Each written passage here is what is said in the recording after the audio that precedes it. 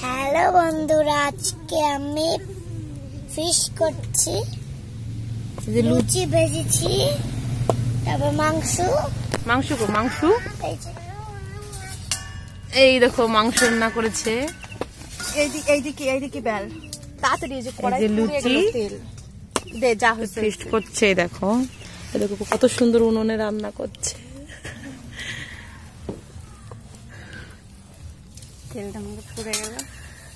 লুচি last লুচি আমাদের। এই যে লুচি সব দেখাও। লুচি ওরা 3 বোন করছে ফিশটা। দেখো লুচিগুলো কত সুন্দর হয়েছে। আমা তুমি এইদিকে খাবা না? তুমি এখন কোথায় যেতে? দিদি ভাজি করছে। দেখো